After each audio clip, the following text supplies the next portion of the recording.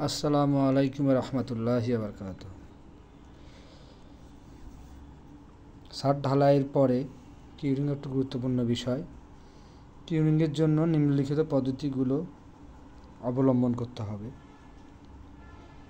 Curing করার সময়সূচি বেশ কয়েকটি বিষয়ের উপর নির্ভর করে, যেমন মিশ্রণের অনুপাত, কংক্রিটের স্ট্রেংথ বা পিএসআই, কংক্রিটের আকার ও আকৃতি, আবহাওয়া ও পরিবেশ। সাধারণভাবে কংক্রিট জমাট বেঁধে চূড়ান্ত শক্ত অবস্থায় আসতে 8 থেকে 10 ঘন্টা সময় লাগে, অর্থাৎ 8 থেকে 10 ঘন্টা পর কিউরিং কাজ শুরু করতে হয়। তবে আবহাওয়া ও পরিবেশ পরিস্থিতি বিবেচনা করে কিউরিংয়ের যথাযথ ব্যবস্থা নিতে হবে। যারা সাইটে থাকেন তারা এই বিষয়গুলো লক্ষ্য রাখবেন। ছাদের চারদিক দিয়ে বাঁধ নির্মাণ করতে হবে।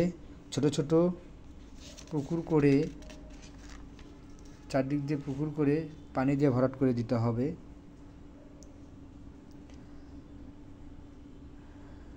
দেখা গেছে ঢালাইয়ের সময় সারফেস লেভেল নাও থাকতে পারে, উঁচু নিচু থাকতে পারে হালকা। যেখানে একটু উঁচু আছে সেখানে চট দিয়ে বিছিয়ে নিতে হবে, যেন রোদে সারফেসে কোনো সমস্যা না হয় বা ফাটল সৃষ্টি না হয়। বিম এবং কলামের চারদিক দিয়ে নিয়মিত পানি দিতে হবে। সিঁড়ির সাইডে বিমের চারদিকে চট দিয়ে ঢেকে দিতে হবে।